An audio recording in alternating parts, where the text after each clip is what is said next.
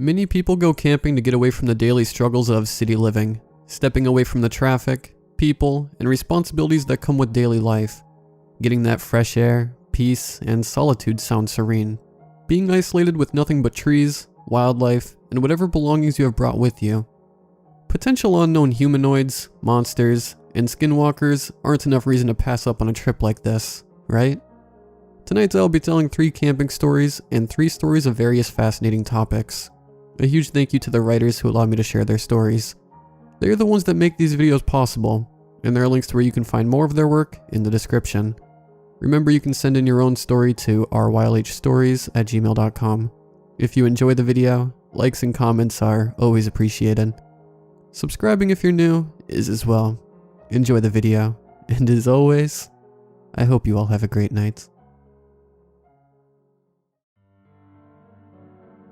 I usually slept well when I went out camping. On my first backcountry trips, the semi-frequent noises just outside of the tent used to make me uncomfortable. But after a while, like most new but consistent environments, I got used to it. I even started to get pretty good at guessing which animals were outside my tent, just by the noises they made. Short, scurrying movements were most likely a small rodent. But bigger rodents, like skunks and beavers, had a less spastic gait and did not scurry as much. Sometimes it was hard to tell the difference between a small bird and a squirrel, since they both moved in quick, jerky motions. But I soon figured out that birds would do this thing where they would scour an area for food, making little hops as they did so, and then make 5 or 6 big hops to find a new area. Squirrels usually only moved in more frequent bursts of 3, and sort of swept the ground as they went. Counting the number and frequency of tiny rustling noises outside of my tent walls thus became my version of counting sheep when it was bedtime. Every now and then I would hear a deer or a bear, depending on the weight of the steps, but I never took the risk of ignoring proper precautions when it came to food, so I never had to deal with any hungry black bears. I guess what I'm trying to say is that I had become familiar with the varied sounds of a darkened forest. But what I heard that night in Macanaquan Valley was something I was not accustomed to. I had been uncomfortable for the whole day, not of any physical sort though, as my backpack was light and properly fitted, and I had just broken into my new boots earlier in the month. It was the sort of feeling you get when you've done a bad thing and are waiting for the repercussions. Except this time, I hadn't done anything wrong. It's a certain phantom tension that can't be located but also cannot be ignored. The sight of the narrow, rolling valley nestled in between the foothills of the limestone escarpment walls was a gorgeous sight by any standard, and yet it all seemed unable to grab me. I knew that I was seeing something special in the endless evergreens of Macanaquan, but that special feeling itself was absent. It was something I failed to notice until days after I'd regained consciousness, but how could one notice something subtle like that in the first place? Eventually I came upon a gentle rise overlooking the Notikewin River, flowing through the Macanaquan Valley. It was surrounded by a scattered selection of sturdy spruce trees, and seemed the perfect spot to make camp. The moments after the campsite had been set up used to be my favorite. I could massage my howling feet, enjoy some of the bourbon from my flask, and read a book by a small fire. I am, or was, one of those weird folks who like to scare the shit out of themselves just for the hell of it. So the reading for that trip was a small, clearly self-published collection of regional folklore, ghost tales, and true crime stories I got from the nearest gas station. The book had some ridiculous tales and wild speculations, but the writing was catchy. It was easy to read, so I started on one of the shorter stories that night. Something about a cult from the 70s, but ended up falling asleep. The premise was just too ridiculous, and the claims were all scoured from friends or friends of family members in the cult, so I struggled to find it interesting. Besides, my focus just wouldn't stick. I would read 3 pages, and then realized that I couldn't remember a word from any of them. I was pondering such an annoyance when sleep took me.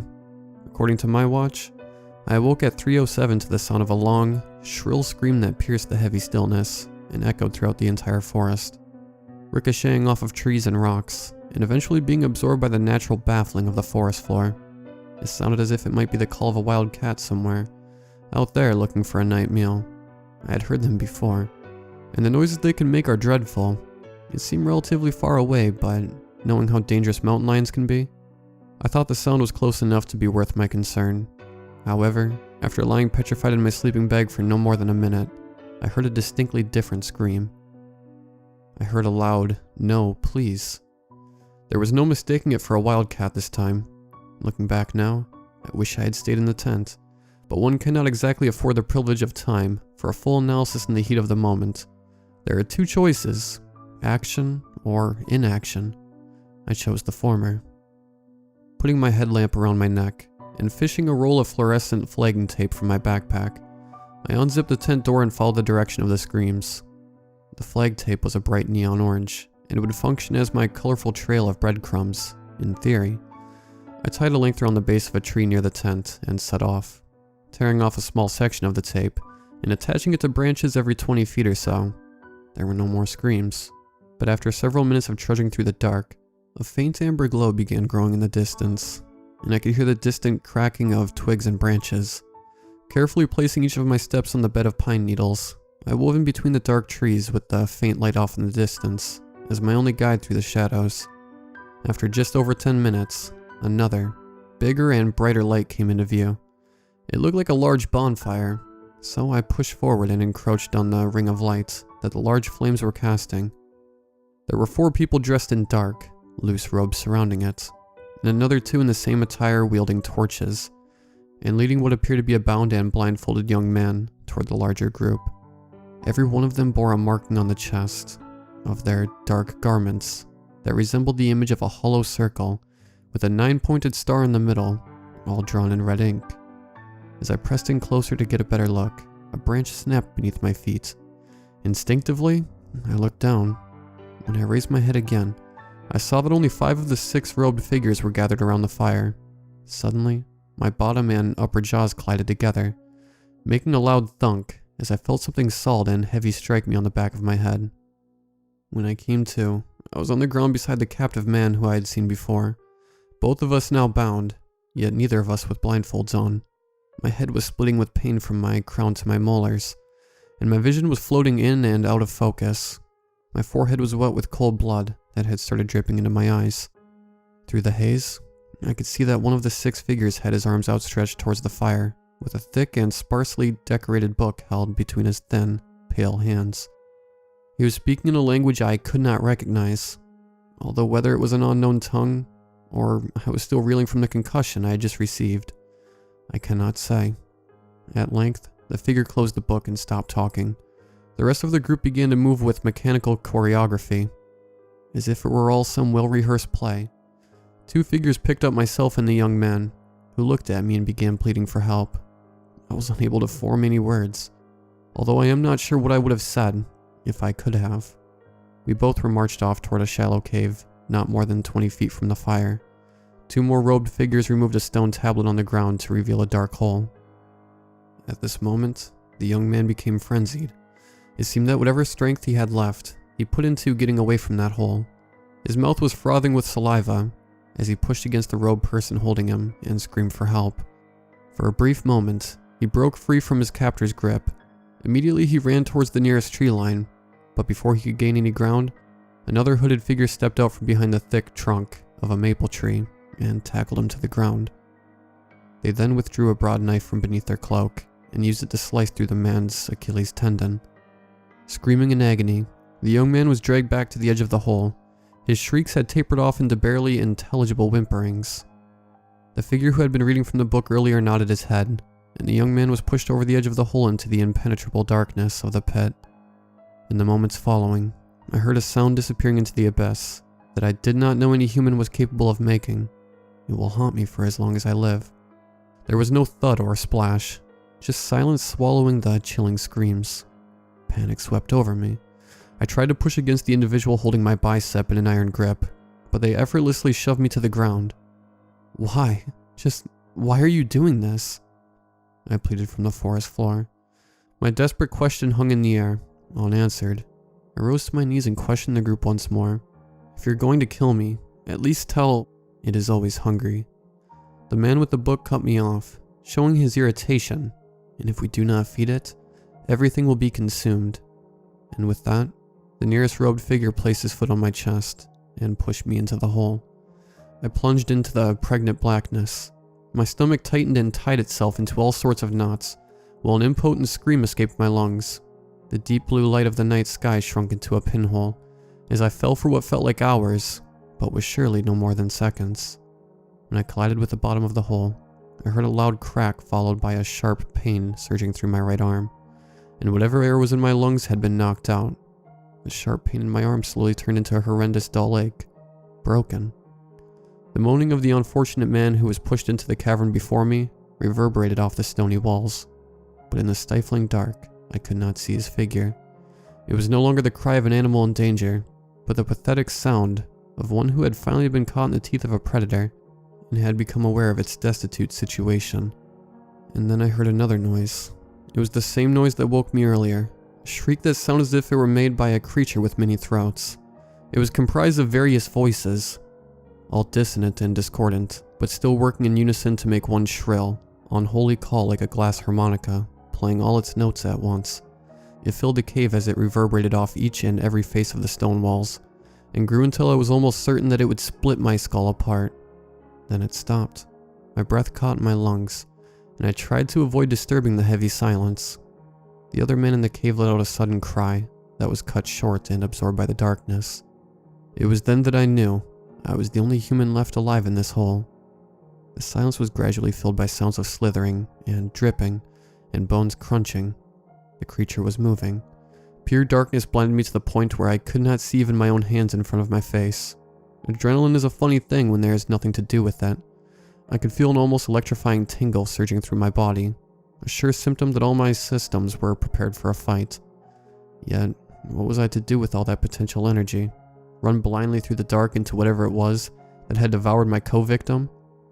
I knew that was foolhardy, so I stood directly beneath the opening, and as I did so, a warmth developed in the crotch of my pants and spread to the ankle of my boots along my inner thigh. I had all but reached the end of my will to live when, suddenly, it struck me that the headlamp was still looped around my neck. Doing my best to make small, deliberate movements with just my left hand, I positioned the headlamp from my neck to my forehead and pressed the power button. Maybe I would attract attention, I thought, but I also figured that I wasn't getting out of this place without light. The beam from my headlamp flooded the walls around me with a pale and blinding brightness. I immediately muted the light by wrapping my hand around it. By opening my fingers slightly, I was able to restrict the luminance but allow myself to observe the cave. I could only see so far without risking any attention, but what I did notice was that the cave was one large room, almost like a cathedral hall, and it was covered in a dark, thick, undiluting substance not unlike tar that had come to life. This living sludge covered almost every inch of the walls and ground, except for the area directly below the cave hole. As my beam swept around the cave, the substance seemed to tremble and quake under the light. I removed my hand from the headlamp and directed the beam to an area covered in the sludge. It moved. Under the full strength of the flashlight, the greasy-looking substance scattered. Suddenly, the ground beneath my feet and that same grating shriek filled the cave. Overcome with dreadful curiosity, I resolved myself with whatever fate may come, and swept my light into the depths of the cavern. I still am not entirely sure of what my headlamp uncovered in the darkness, but I know that it was large, maybe 40 feet, and almost wall to wall, and made of, or covered in, the slime that seemed to be everywhere. But the worst part of it all was the eyes. I could see hundreds, maybe thousands of human-like eyes wedged into its slimy surface, each one rolling around wildly, as if they were an army of magic 8-balls frantically trying to find the answers to paradoxical questions. I would have screamed had my mind been able to comprehend what I was seeing. Wielding the light of the headlamp, I started searching the cave walls for anything that might be an exit. I used the piercing beam to displace the vicious substance, in order to see if I might find an opening. A crawl space. Anything. The screeching started again, this time louder and seemingly closer than before. I was sure that I had a matter of seconds to avoid a fate worse than simple death. As the beam swept across an indentation in the cavern wall, the oily sludge separated to reveal a jagged passage no more than knee height. I considered that it might have been a dead end, but figured I was going to die either way. So I resolved to attempt an escape using the beam of light, to carve out a path in the slime towards my exit. I took note of where I wanted to go, and then shined the light at my feet while carefully walking in that direction. The substance scattered out of the way briefly, but as the light moved, the previously illuminated space was filled immediately. The light didn't leave a trail of open ground so much as it made an isolated spotlight to stand in. The sludge was constantly at my heels, but I made it to the opening. I hadn't considered how to actually get into the passage without being covered in this stuff, since I would need to take the light off my feet and look forward at some point, so I stood there for a moment to consider my next move. Then, another, much closer shriek erupted the air in the cave once more, and my decision was made for me. I took the light off my feet and looked in the direction of the opening beneath the substance. As it scurried away from the light, I felt a sharp stinging from my heels to my knees as the sludge began to cover me. The entrance revealed itself and I moved as quick as I could, but the excruciating pain in my legs had spread to my hips, and it was in my hands as I began to crawl through the tunnel. The tunnel was not large to begin with, but it got even smaller as I went deeper. The ground was still rumbling from that thing in the cavern, and it seemed as if the tunnel would collapse at any moment. Eventually I ended up on my stomach, doing my best to keep from banging my broken arm against a rock, while wriggling through the small intestine of whatever subterranean digestive tract I had found myself in. The sharp, needle-like pain from the sludge gradually dissipated into a cold numbness. Thrusting my broken right arm forward first, I then outstretched my left, grasped the rock, and pulled as I squirmed to the left and right while pushing with my toes. Rocks were pressing in on my body from every side, and I was only ever able to take half breaths at best. If I remember how I felt afterwards correctly, it was the most frightening and frustrating situation of my life. I stopped many times to rest on the way. Even if I had 4 fully functioning limbs, that crawl would have sapped any reputable caver. But it wasn't just exhaustion I was feeling. It was a growing desire to just quit and lie down. A pessimism that quelled any fire that might carry me through to survival. After what might have been 2 hours or 20 minutes of struggling and squirming, for no more than inches at a time, I'd almost given up in earnest. But on my final push, the tunnel started to loosen up.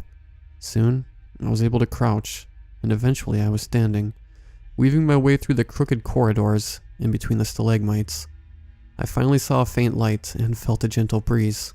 I had reached the end of the cave system. Makanakwin Valley, in all its muted glory, now stretched out below me in either direction. Such a thing should have thrilled me, but I felt surprisingly flat instead. I circled around the base of the hill until I saw a trail of smoke curling above the tree line. The bonfire that the cult had surrounded hours ago was still smoldering, and my hope was that I could find the trail tape, with no small amount of luck, near there and followed it back to my campsite, where I could splint my arm and glue together some cuts. After some snooping in the forest, I found the roll of tape lying in the dirt. Following the fluorescent strip of vinyl for 20 minutes, I came upon something that made my heart sink to new depths. On the ground before me lay the segments of flagging tape that were supposed to guide me back to camp, crumpled into one singular pile. My trail was gone. I looked around frantically, but could not see anything notable in my immediate surroundings. No landmarks, nothing but spruce trees and the overgrowth sprawling out endlessly. Lost, and so I wandered. The exact number of days that I walked for is unknown to me. I remember drinking from a stream, sleeping at the base of a gold-leafed oak tree, a green pickup truck, and a man with a camouflage baseball cap, but not much else. The doctors told me that I should have died, but I did not feel lucky. The police said they would put their best investigations on the case, but I didn't care. My friends visited me in the hospital, but I could only pretend to smile. I found out that the nerve endings in my arms and legs had all died, so I could not feel the pain of my broken arm mending itself, even though I knew that it should be uncomfortable. Now, I eat but I do not taste. I breathe but I cannot smell. A gentle breeze on a warm summer day used to be my favorite thing, but I can't even feel the wind on my skin anymore. All colors in the world are washed out and faded, and dreams do not come to me in my sleep. I simply lie down and, almost as if all I did was blink, I wake up to another 12 hours of emptiness. My job is hanging on by a thread after all the times I've called in sick, but the truth is that I can't drag myself out of bed. When people talk to me, I cannot listen. I just stare vacantly through their forgettable faces. I've started drinking heavily because getting drunk is one of the few things that make me forget that I'm a husk, but that only lasts for a few hours and the hangovers are getting worse. Whatever that thing was down in the cave, it left a mark on me that cannot be seen and cannot be dealt with. It is sucking the life out of me like marrow out of a bone, and yet I cannot bring myself to end it, not out of a fear of death, but from a simple lack of energy. My world has become one limitless expanse of gray, and I am unable to reach an end. The thing that separated life from existence have left me, and I don't think they will be coming back.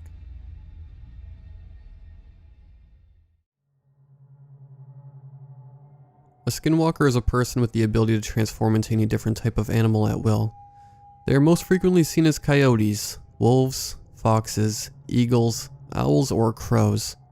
Some can also steal the faces of different people, and could appear as someone you know. If you accidentally lock eyes with a skinwalker, they can absorb themselves into your body and take control of your actions.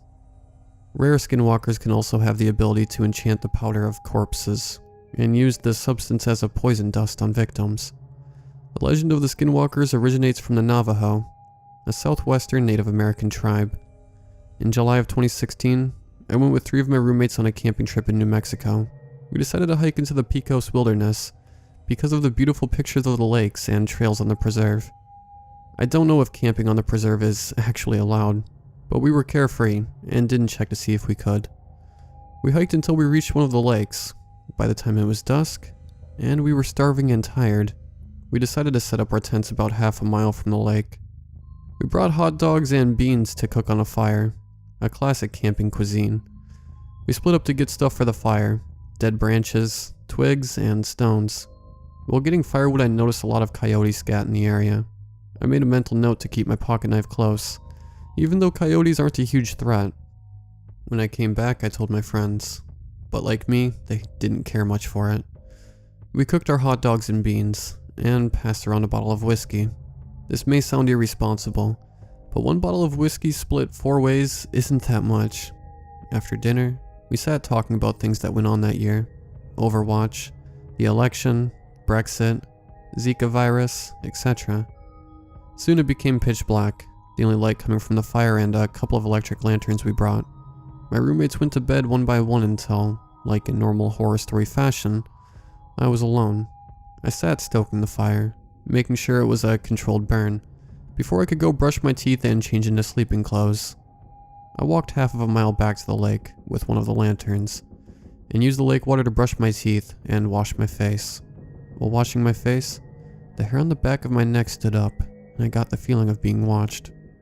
I'm crouching at the edge of the lake, realizing how vulnerable I am. Only a pocket knife to defend myself. There could be a deranged camper out here. I stand up, and in my pocket, on my knife, when I hear coyotes howling. I relax, thinking it may have just been the coyotes watching me. So I walk back to the campsite. I make it back and go into my tent to get some sleeping clothes out of my backpack. I'm about to take off my shirt and start changing when I hear twigs break. I just thought one of my roommates came back out of their tent to go take a leak. I stuck my head out of my tent when I saw a coyote near the campfire. I freeze, trying to take in what's happening. It looked like a coyote except for a few characteristics. Its eyes were a really bright yellow. It looked taller than a normal coyote would be, and it was crouching near the fire, crouching on its hind legs. I'm frozen, being stared down by the coyote when one of my roommates tries to get out of his tent. He sticks a foot and a head out before he sees it. He stares and yells. The coyote runs at breakneck speed into the darkness, but not normally, on its hind legs. My roommate continues to yell and wakes up the others. They ask what happened and we explain to them what we saw. They thought we were bullshitting them and didn't believe a word we said. Me and the roommate decided to sleep in the same tent, since I was the only one that brought a knife along. We laid there, cramped in the tent, too terrified to sleep when we heard noises. Twigs snapping around our campsite, as if it was circling the campsite. We stayed motionless in the tent, not daring to see the time go by on our phones. Eventually daylight came, and the noises grew farther away. Our 2 roommates didn't hear the noises, and had to force us out of the tent in order to leave. We walked miles back to where we parked our car, and decided we should get a hotel room and spend the night in Santa Fe. When we got into our room, I immediately googled the events of what happened the previous night and learned of the Navajo legend. When you go camping, make sure you have something there to protect yourself, and a way to get out of there at an instant.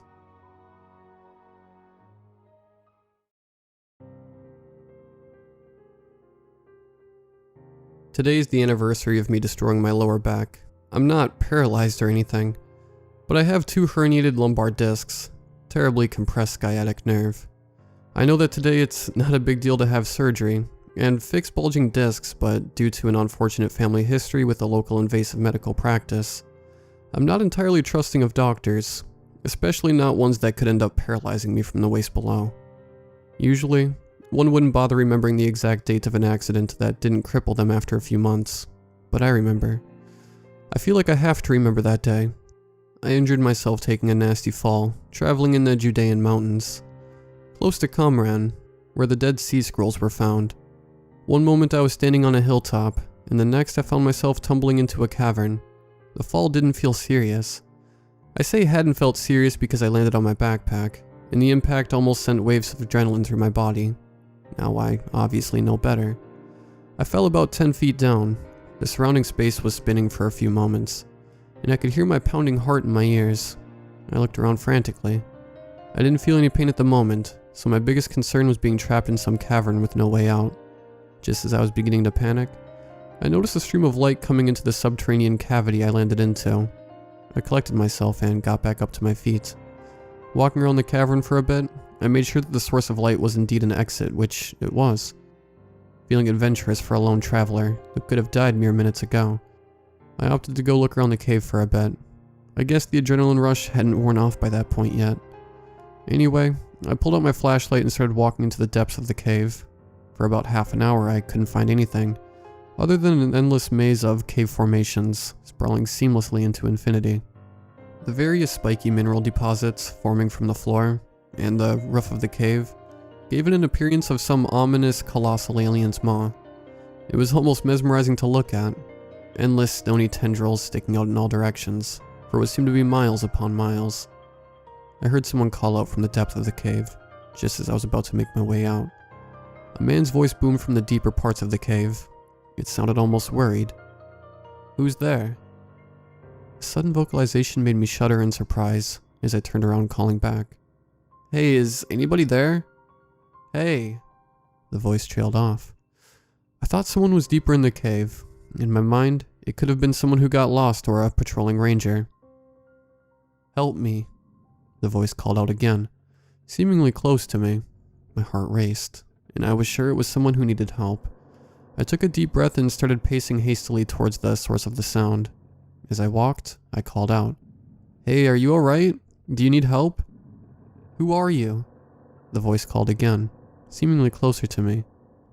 I was cut off. "Stop right there. Who is that?" the voice called out. Something about it sounded odd.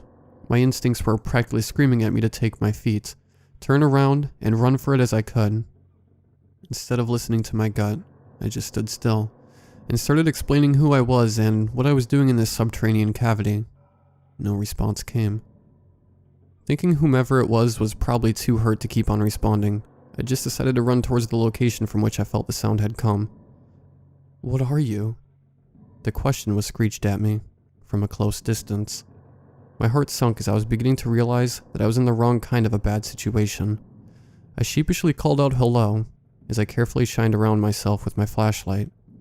"I just want to help you," I called out again, before I heard the sound of animal claws scraping against the rocks. It came from above. I didn't want to look up.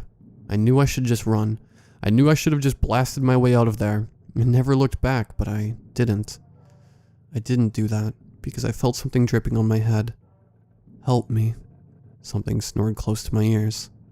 That's when I looked up. As the light hit the cave ceiling, I nearly shit my pants. Not to mention that I cursed under my breath like a sailor.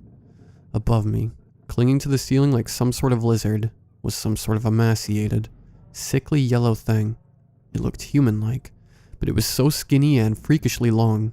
As I stood there frozen with fear slowly building up in every fiber of my being, that thing, it screamed at me, revealing its rancid, serrated, yellow rows of teeth. This seemed to slow down at that moment, the same moment that I noticed that this thing had no eyes at all. There was just terrible stretched, sickly skin over most of its head. Without even consciously deciding to run, I felt my legs move on their own.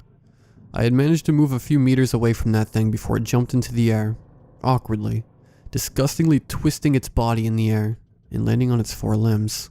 It charged straight at me, managing to grab a hold of my backpack. This thing tore it straight from my shoulders. I felt it tug and then a lot of weight was taken off my back. I just ran. Assuming this thing was too occupied with my backpack, I ran as fast as I could. Moments later, I heard the noise of scraping claws on the rocky surface again, followed by more calls for help. They were getting louder and louder with each passing moment. I ran and ran, without looking back, and the cave seemed to go on forever. Eventually, I could see the penetrating light of the sun. The exit was in sight.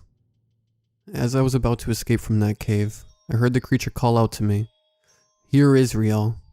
My heart sank. It uttered the opening words of a prayer. I was inches away from the exit of the cave, and a surge of sharp pain shot straight through me, starting at the center of my lower back and traveling all the way along my right leg.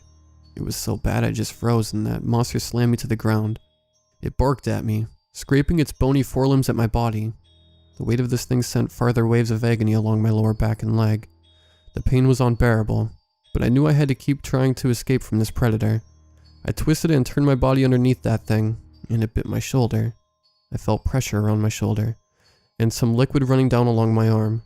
My heart pounded really loudly, and something in me snapped. I started banging my fist on that thing. I don't know what I hit. I couldn't tell. All I could feel was its leathery skin. It let go of me for a moment, and I turned to my back, forcing myself to kick the thing that was now looming over me, and probably pissed off as hard as I could in the chest. It barely budged backward. Instead, it just screeched at me whilst displaying itself to me like some peacock, as if to tell me I have no way to survive the encounter. Whatever this thing was, its neck was completely twisted on itself. It looked like it had been snapped backward, and then even farther making the neck muscles on that creature appear, as if they were stretched in 360 degrees. I kept on kicking at the abomination, while slowly crawling towards the exit. I have no idea why I even did that. I just wanted to create some space between it and me. I felt something stab at my hip, sending another gut-wrenching wave of neurosignals down my leg. I turned to my side and, as I did, I felt my hand land on a rock. Instinctively I tossed it at the monster, and it retorted by pouncing at me, but I managed to roll out of its way and it landed in the light. It screeched and howled before bouncing on one of the cave walls again, and scurrying away into the darkness, while it let out the same curse words I uttered when I first saw it. A mixture of fear and confusion took over my senses, as chills ran down my whole body once I heard that thing mimic my speech, almost even mimicking my voice. My heart was about to burst out at the moment, and I forced myself to limp out of the cavern. I was lucky enough to encounter a couple of patrolling rangers. I told them I had fallen and gotten hurt as a result. At the moment, I didn't think telling anyone about the creature was a good idea. Legend states that King Solomon banished all the demons and the evil spirits from the land of Israel. Knowing what I know now, I can wholeheartedly say, Solomon was certainly not very good at banishing demons.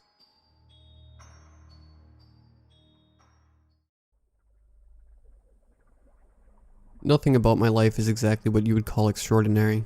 I'm a 25-year-old male who's been out of work for about a month now, and single for longer than I care to share. The only thing more embarrassing than all of that is my worthless liberal arts degree that I willingly put myself into debt for. Luckily, I had the forethought to set some money aside in a savings account to act as a fallback, in case I ever needed it. Seeing as how I live alone in an almost always empty apartment complex in the middle of West Virginia, there wasn't much entertainment to be found. I picked my smoking habit back up out of boredom more than anything. This meant I had to make routine trips outside a new activity for me. Sadly, my overpriced apartment lacks a back porch or patio to go out and smoke on. However, there is a rarely used park between both apartment buildings with a few wooden benches, amongst weathered swings and playsets. The whole apartment complex is surrounded by practically nothing more than miles of dense forest, and a highway that's a bit off the beaten path, so it's quite the secluded spot. At first, it was pretty relaxing to just sit outside unaccompanied, allowing my worries to wander with each drag of my cigarette. However, it only took a few nights before I started to feel uneasy whenever I went outside. Almost as soon as I would step out of my apartment, I would get the overwhelming feeling of being watched, as if a pair of eyes were constantly following me. Although, as soon as I looked towards the thicket of woods behind me, the feeling would instantly disappear. At first I shook it off as either me just being too paranoid, or that perhaps a nosy neighbor was simply spying on me. However, I would soon come to learn that neither of those guesses were correct. I quickly decided that the uncomfortable feeling of being watched wasn't worth the trip outside, so I began to drive around and smoke whenever I got to craving a cigarette. I smoked nearly half a pack before realizing how long I had been gone just driving around, so I began to make my way back to my apartment. I wondered if perhaps my subconscious was also afraid of whatever was lurking in the woods behind it. I arrived back to my place around sunset. The moon and sun both hung ominously overhead, cradled by the swirling amber sky. As I pulled into the parking lot, I noticed that a door on the second floor of my building had been left open. This seemed odd to me, as I hardly ever saw any sign of life, aside from empty pizza boxes left outside of the other apartments, and the occasional muffled yet still loud arguing of a couple that lived below me. It wasn't until I got closer that I realized it was actually the front door to my apartment, wide open. Not wanting to investigate in the dark that the encroaching nighttime would bring with it, I crept up to my apartment, afraid of what I might find inside, even though I tried to walk as quietly and carefully as possible. Each step boomed and reverberated through the concrete structure. I stopped dead in my tracks once I reached the top of the stairs. There were large, muddy hoof prints leading into my apartment, but none leading out. Whoever or whatever had broken in was still in there. Feeling a newfound sense of bravery, I began to creep closer to my apartment when I suddenly heard a floorboard right next to the door creak. I immediately turned around and booked it down the stairs and back into my car without looking back. Once I got in my car, I locked all the doors before finally allowing a glance back at my apartment. The first thing my eyes landed on was a leathery, black clawed hand wrapped around the doorframe. Right above it was a single, piercing red eye, glaring right at me before quickly retracting itself back into my apartment, slamming the door shut. Regardless of how terrified I was, I couldn't look away from the spot where that person or thing was just seconds before. I was paralyzed in fear for a few moments, before I eventually snapped myself out of it, and clambered for my cell phone. I hastily began to dial 911, when I realized how ridiculous it was going to sound when I told them that a black, clawed creature of some sorts had broken into my apartment. Regardless, there was absolutely no way I was going to step foot back into that apartment alone and unarmed. I decided that I would just tell the police that somebody had broken into my apartment, and that I believed they were still in there. It took about 45 minutes before I saw the signature flashing blue and red lights pull into my apartment complex. I promptly met the cop at his cruiser and briefly explained the situation to him, leaving out the part about the intruder possibly being inhuman. We walked up the stairs together, with him leading the way and me following behind. He stopped abruptly as soon as we reached the top of the stairs. Even though I was still behind the officer, I could tell that his eyeline was fixated on the hoof prints leading into my apartment. Without hesitation, he slowly, but confidently, unholstered his handgun and gripped it with both hands, ready to shoot. He told me to stay at the top of the staircase as he went to investigate farther. I watched as he pushed the apartment door open, unwaveringly announcing his presence, and for the intruder to come out with his hands up. There was no response. The following silence hung thick in the air. He began to take a step forward into the apartment when I heard the same floorboard creak again. A quick flash of black jutted out from inside the apartment and slashed the cop across his face before pulling the door shut once again, leaving 4 distinct claw marks engraved in his flesh. The cop fell back, stunned, before quickly gaining his composure. He jumped up and pushed past me, nearly tripping over his own 2 feet as he sped across the staircase and back to his cruiser. I yelled out at him, but he didn't even bother to look back. I ran down to try and stop him from leaving, but he had already put the car in reverse. His tires spun furiously in the gravel, throwing a cloud of dust and rocks up at me as he sped off. I couldn't believe my own eyes. I shakily dialed 911 once again and explained the situation to the operator, but there was a strange tone in her voice, as if she knew something more about all of this that I didn't. They simply told me that there was nothing else they could do, and to call again should any other problems arise. If the people who were put in charge to protect couldn't even help me, then what was I to do? I fell down to my knees, feeling defeated, as tears began to pool in my eyes. Suddenly I heard my apartment door creak open slowly, followed by 2 thunderous stomps. I felt the creature's eyes staring right at the back of my head. I was frozen in terror, afraid to even take a breath or look back. The steps began to get closer, with each one being louder and more doom-laden than the one before. I started to accept my untimely demise when I heard a vehicle squeal into the parking lot. A young girl with ratty brunette hair swung the passenger door to the beaten red truck open. Her mahogany eyes burned with a rugged ferocity, despite the deep sullen bags under them. We didn't even exchange any words. Her curt demeanor said it all, and I made my way to her car as fast as my feet would carry me. I heard the pace of the steps behind me quicken, along with a demonic yet primal growl. I barely had both feet inside before the car sped off towards the exit. The creature swiped at us one last time, its claws scraping the passenger side of the vehicle. I turned around, locking eyes with the creature once again. Its glowing red eyes and a wide, fanged smile faded away, swallowed by the blackness surrounding the edge of the woods. Despite the pure, unbridled terror and confusion I felt at that moment, I somehow knew that I would be back.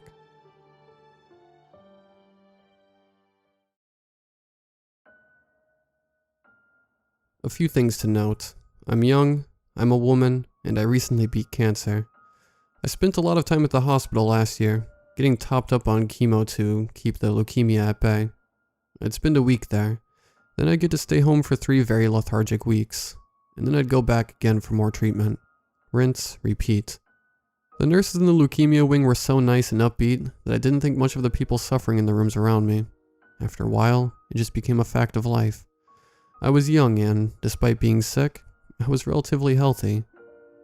There were those on the floor who were older, and not in as good a shape as I, so their rooms remained closed except for cleaning and eating time, and they were the quietest patients. While I was home, I could not describe how happy it made me to sleep in my own bed, use my own restroom, and eat my own food. The bed part was especially true, since I slept a lot of my time away while my white count was low. The downside was that my pets couldn't sleep in my bed with me, because I had external catheters in my body, and I couldn't risk them accidentally pulling them out. When spring rolled around, I started to notice a crunching sound on the south wall of my bedroom. It was right in the middle of the upper wall, and right above my headboard. Several years ago I had an aggressive bee problem. They nested just below the roof and chewed an opening in the siding, making their way into the walls and eventually into the room. My dad set off a bug bomb in the crawl space above my bedroom, and out they crawled to die. It was like a scene from Candyman. Since then, I'd had work on the roof and the workers had closed up all the insect-made holes quite tightly. When I heard the unmistakable sound of bugs chewing, I told my dad, and he made his way over to inspect the outside of the house. There were no visible nests and no holes. On and off at night, as I lie awake thinking about heavy things, I'd hear crunching and movement in the wall above my head.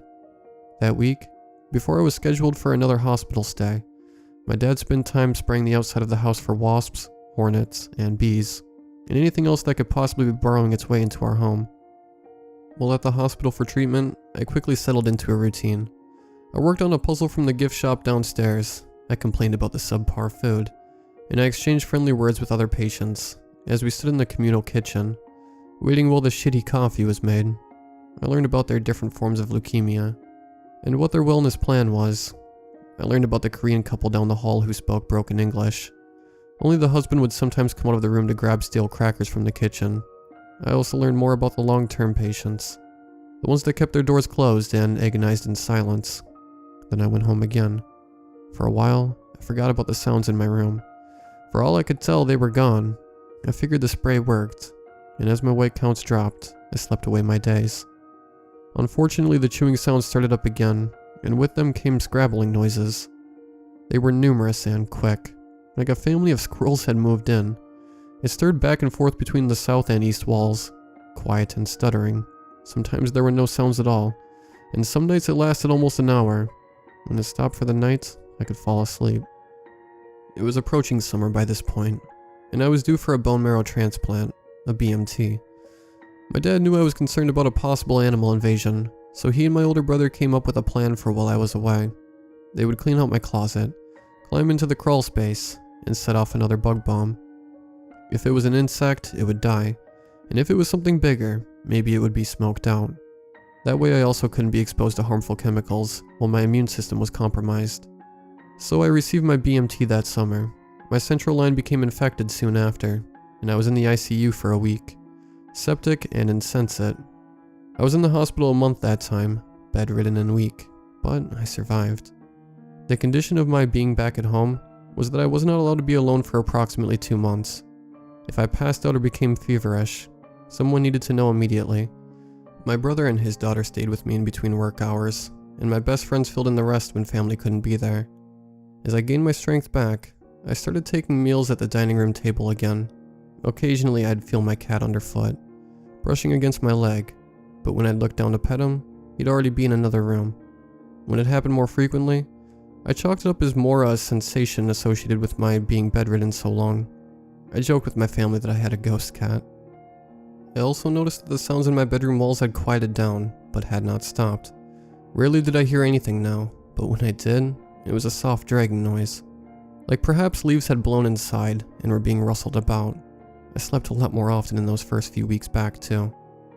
It was around that time I received a text informing me that one of the patients I had gotten friendly with earlier in the year had finally succumbed to his illness.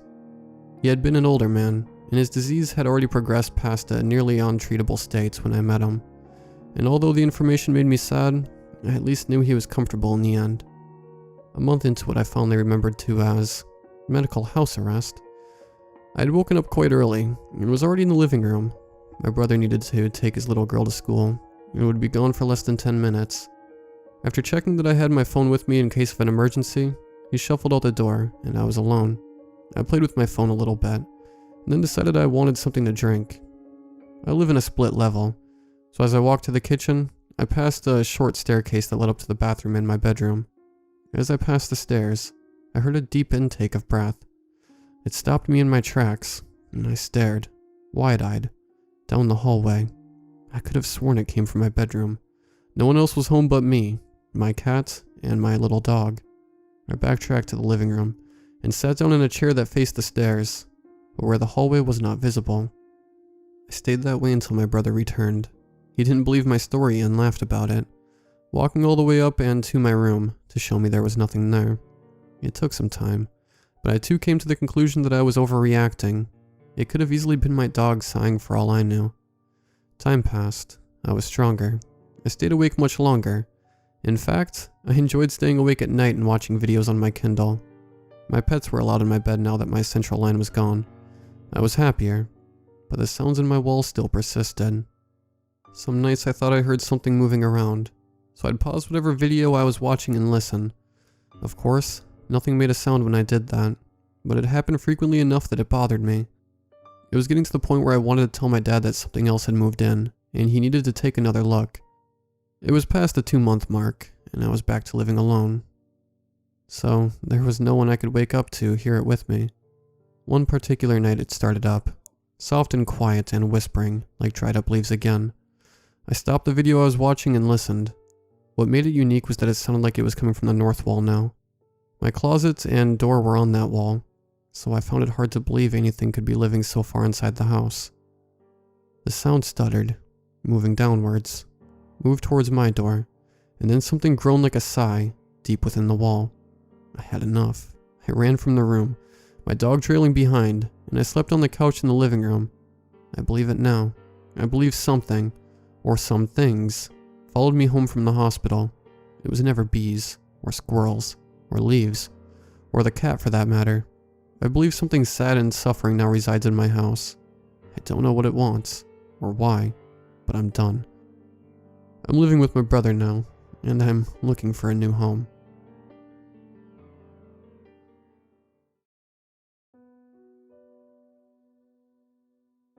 Ever since I became an adult, I've long been a fan of urbex, or urban exploration. It has always been fun for me to explore abandoned businesses, factories, power plants, and even some houses. My most terrifying experience was 3 years ago, when my friend and I were in a small town in eastern Virginia, and asking around about any abandoned places. We sadly didn't find anyone willing to talk about any, but we eventually came across an abandoned, large adobe-style house. We cased the place, and as usual, we made plans to find a way in at dawn. As usual, we carried 3 light sources, masks to protect against asbestos, water, snacks, 2 pairs of gloves, 2 cell phones, and I carried, even though my friend didn't like it, my .380 ACP pistol. I carry, even if it carries risks of higher charges, due to wild animals often being present, and also to ensure that if I walk into a drug den or something, I have a way to defend myself. I do have a carry permit and training, so there is that. This house was huge, about 3 levels and surrounded by dense forest. We arrived at 4:30 a.m., a little before dawn, and we began looking for ways in. Broken windows, unlocked doors, etc. We didn't find anything on the ground level in the dark, and so we waited for more light, and eventually we found a loose window we could force open. We climbed inside, and it appeared we had entered a large sunroom. The place was dingy and abandoned. Dirt covered the floor and tiles were cracked. I activated my lantern, and we put on our masks and tried the door. It unlocked, and we entered a large dining room. I tried the light switch. Dead. No power. As is usual with abandoned houses. A large table was in the middle of the room covered in dust. Broken chairs with rotted wood were strewn across the room, in a violent manner, with visible dents in the drywall from where chairs were lobbed with considerable force. My friend motioned with his lamp, and we entered the kitchen. It was small, but there was still very old canned food, and bags of chips in the cupboards. Roaches infested the place. We moved quickly through, and eventually found the hallway to the first floor bedrooms. I tried the first door. Locked. I pulled out my toolkit and used a screwdriver. It's that pop-open design if you stick a pointy object into it. Enter a teen's room out of the late 1980s. A very high-end tape deck was on top of a dresser along with 2 speakers, Metallica and Megadeth posters, and a lot of other stuff.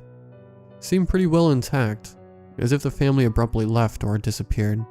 Strange, I thought at the time. Next room, much of the same, except a much younger girl's room. Bathrooms were located, and predictably, gross and filthy. We ignored them. At the end of the hall was a T intersection, one stairway going up and the other going down. I turned to my friend, and he motioned we should go up first. I ascended the stairs slowly, carefully putting my weights on each step to check for rotten steps, and liberally using the handrails. Ascending to the next floor, we were confronted with a wide corridor, with a bedroom door open at the end of it. I motioned to my friend and whispered, "I'll check it out at the end of the hall. You check the other rooms." Carefully, as I felt uneasy, I brushed the gun in my torso holster. To ensure it was still there, I carefully glanced inside, checking the closets first. The master bedroom, sheets carefully folded on the floor for God knows how long, dust covering the floor, and a sliding glass door out to the balcony. I looked outside. The sun had not yet risen, but the birds were beginning to tweet and wake up, so I knew dawn was coming soon. I slid the door open carefully. Its track was rough and difficult to force open. The balcony was sparse, and there was no water around. It just faced the stands of pine trees outside. I carefully closed and locked the door. I then checked the bathroom. Much cleaner, but had roaches. Gross. I called out to my friend, "Yo, anything cool?" My friend responded, "No, not really, just more bedrooms. This place is an 80s time capsule though." "Okay man, come in here and let's regroup." I stood waiting for him to finish snapping the photos he wanted. As he came in, I continued, "You want to explore the basement?" "Why not? This place is deserted," he said enthusiastically. I felt uneasy for some reason. I breathed deeply. I don't know, I don't have a good feeling. Something isn't right. Don't be such a baby. Come on, let's go. Breakfast will be on me," my friend said, barreling down the stairs. I followed him, more carefully and slowly. The basement was finished and much larger in size. We looked around and counted 3 doors and 1 closet. I tried the first door. It was locked. I tried the second. It opened into a storage room. Nothing special. I tried the third. Locked. The closet door was also locked. I turned to my friend. "I think we should call it a day. I'm not getting busted for opening locks." "Come on. Get out your tools and try the door locks." Reluctantly, I caved to peer pressure and opened my kit. At the third door, I poked my screwdriver in. It didn't pop open. I felt around to see if it was a skeleton key door. It wasn't. Shrugging, I put it away. I tried the closet. It was a push-button-like lock on the ground floor bedroom. I swung the door open slowly. A shrine to something came into view. A large, octagonal metal table inscribed with writing with what looked like Hebrew was there. Burned out candles, and what looked like a bloody handprint. My friend was always a weirdo, and he was like, "Cool," and proceeded to take photos. As he did so, I felt that feeling that we were being watched stronger. "Dude, I'm getting out of here," I said while literally shaking. "Oh come on, it's just some toy or something. Let's do the first floor," I protested. "No man, I'm leaving."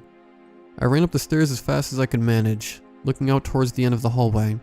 I thought I could see a child standing there, but I didn't. I got feelings like we let something out that we shouldn't have. I drew my pistol, feeling extremely unnerved, and made a run for the sunroom. I started opening the windows, the crank on the window moving as fast as I could, and I had slipped my way out halfway when my friend grabbed my arm. "Where are you going?" he exclaimed, visibly angry. "Getting out of here now. I don't care, dude. This place is evil. Let's go." He pulled on me harder, trying to yank me back in. Still holding my pistol with my other hand, I said, "Dude, if you don't let me go right now, I swear I will shoot you." He let go in surprise, and I fell to the ground. I put my gun away and turned to him, climbing out. "What's your problem? I've never seen you like this." He insisted, as he forced the window shut. "I don't care. Let's get out of here now. I'm hungry." As I drove back into town, and we ate at a nearby Denny's, we barely said a word to each other. The fear had barely left me. As the waitress came to check on us, she remarked to me, "What's wrong? You look as white as a ghost." Near about to cry, I turned to her and said calmly, "We had a shocking experience in an abandoned house, so we're both a bit unnerved." The waitress's expression changed. "Oh no. You didn't go into that abandoned house on that side of town? The one that's been abandoned since the 80s? I didn't answer and looked at my plate. "Mind getting me some more bacon and a refill?" I held up my cup. "Sure thing. Feel better," she said. Sometime later we finished up our things and I drove my friend home. As he got out, a slow smile crossed his face, and he turned to me. "See you next time." I forced a smile and said, "Take care, man. Peace," as I drove off. Many weeks later, I'm back to work and trying to forget the creepiness of that place, when my friend calls me in a panic. "Dude, you gotta come over here. Please." I was taken aback, but drove the 35 minutes to his place immediately.